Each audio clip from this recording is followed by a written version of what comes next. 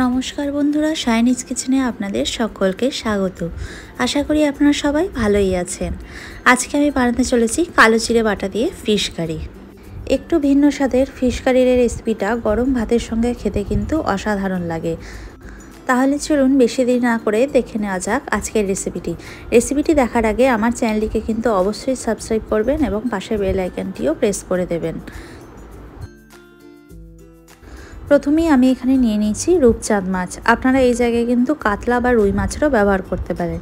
মাছটাকে আমি নুন হলুদ দিয়ে ম্যারিনেট করে নেব।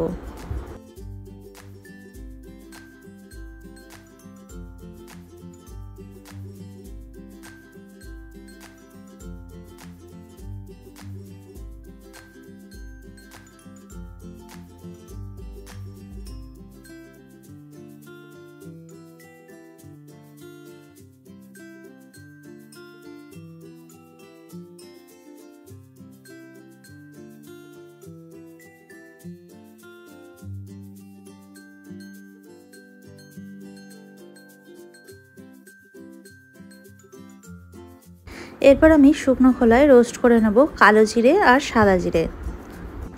আমি 1 টেবিল চামচ কালো জিরে আর 1.5 টেবিল চামচ সাদা জিরে ব্যবহার করলাম। এই মশলাটাকে আমি কিছুক্ষণ রোস্ট করে নেব। মশলাটা ভালো করে রোস্ট হয়ে গেলে একটা সুন্দর ফ্লেভার বেরোবে। এই সময় আমি মশলাটাকে নামিয়ে ঠান্ডা করে একটা গুঁড়ো পাউডার তৈরি করে নেব। এরপর আমি কড়াইয়ে দিয়ে দিলাম 7-8টা কাঁচা লঙ্কা, কয়েক কোয়া রসুন আর আদা। এই আদা রসুন আর কাঁচা লঙ্কাটাকেও আমি শুকনো খোলাতেই রোস্ট করে নেব। তারপর আমি এটাকে শিলনোড়ায় একটু থেতো করে নেব। আপনারা চাইলে কিন্তু এটাকে মিক্সিতেও পেস্ট করে নিতে পারেন, কিন্তু কোনো জলের ব্যবহার করবেন না। জল ছাড়াই এটাকে আপনারা মিক্সিতে পেস্ট করে নেবেন।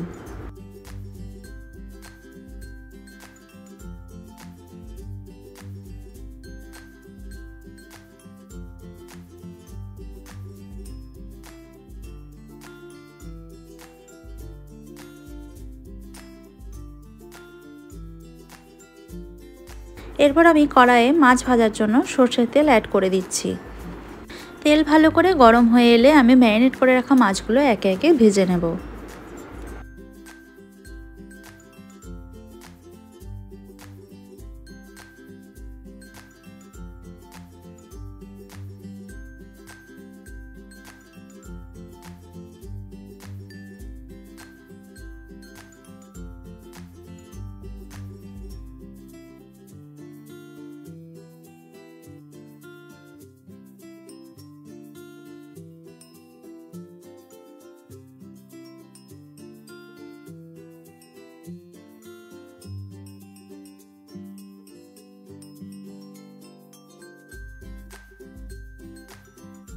মাছটা কিন্তু খুব বেশি কড়া করে ভাজার দরকার নেই, এরকম হালকা করে ভেজেই আমি কড়াই থেকে তুলে নেব।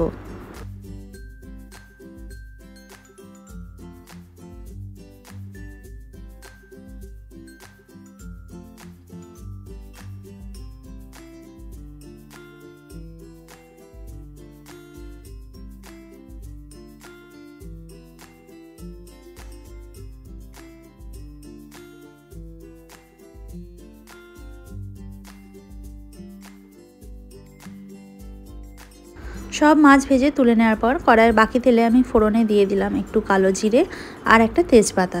এটাকে দিয়ে আমি কিছু সেকেন্ডের জন্য হালকা সতে করে নেব। তারপর আমি দিয়ে দিলাম পেঁয়াজ কুচি। পেঁয়াজ কুচিটাকে দিয়ে আমি ভালো করে ভেজে নেব যতক্ষণ না পেঁয়াজের কালারটা হালকা ব্রাউনিশ হয়ে আসছে।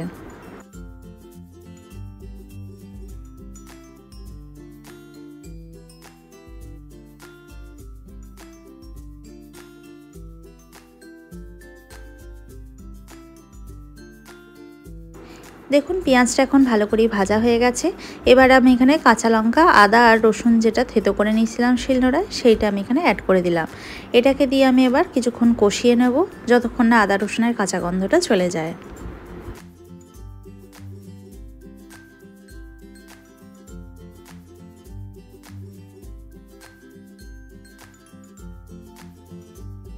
এই সময় আমি এখানে অ্যাড করে দিচ্ছি একটা বড় সাইজের টমেটোটা দিয়ে সামান্য পরিমাণ লবণ দিয়ে হালকা নাড়াচাড়া করে মিক্স করে ঢাকা দিয়ে মোটামুটি 2 থেকে 3 মিনিট মতন হতে দেবো।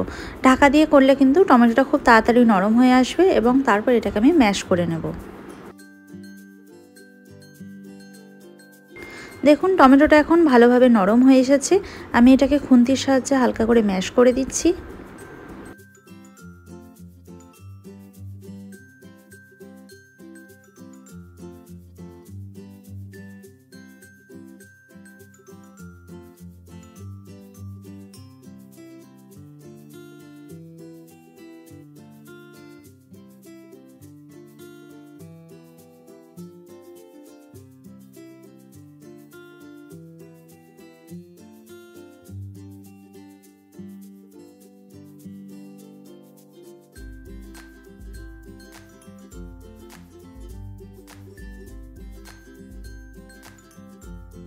এরপর আমি এখানে অ্যাড করে দিচ্ছি 1 টিস্পুন হলুদ গুঁড়ো আর রোস্টেড মশলাটা, যে মশলাটা আমি আগে থেকে রোস্ট করে গুঁড়িয়ে রেখেছিলাম সেই মশলাটাই।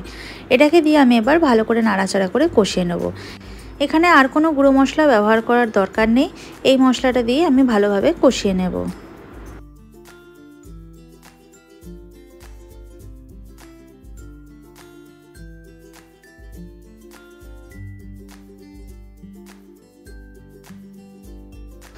দেখুন এখন মশলাটা ভালোভাবে কষানো হয়ে গেছে। এবার আমি গ্রেভির প্রয়োজন মতন জল এতে অ্যাড করে দিচ্ছি।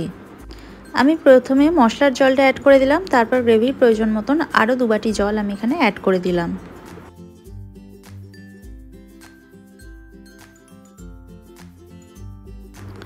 জল অ্যাড করে ভালো করে মিশিয়ে নিয়ে গ্যাসের ফ্লেমটা বাড়িয়ে আমি গ্রেভিটা ফুটতে দেবো। গ্রেভিটা ফুটে এলে আমি ভেজে রাখা মাছগুলো এতে একে একে অ্যাড করে দেবো।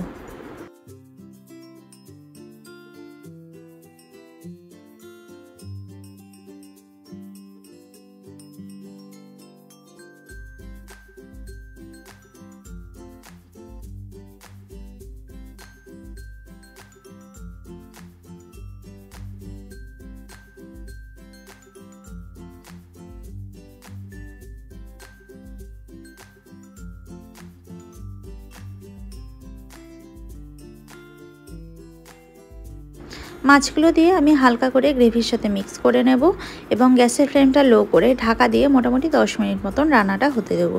ফিরে আসবো 10 মিনিট পর। ফিরে এলাম 10 মিনিট পর। আমাদের রান্নাটা কিন্তু এখন প্রায় হয়েই এসছে। কালারটা দেখুন কতটা সুন্দর এসছে। এবার আমি ওপর থেকে ছড়িয়ে দিলাম ধনেপাতা কুচি। এরপর আমি এটাকে আর বেশি নাড়াচাড়া করব না। এরপর আমি ঢাকা দিয়ে দেবো এবং গ্যাসের ফ্লেম বন্ধ করে 5 মিনিট স্ট্যান্ডিং টাইমে রেখে গরম গরম ভাতের সঙ্গে সার্ভ করে নেব। ঠান্ডা লাগলে বা জ্বর হলে যদি মুখের স্বাদ চলে যায়, তাহলে এই পদ্ধতিতে একবার ফিশ কারি রান্না করে দেখুন, খেতে কিন্তু দারুণ লাগবে।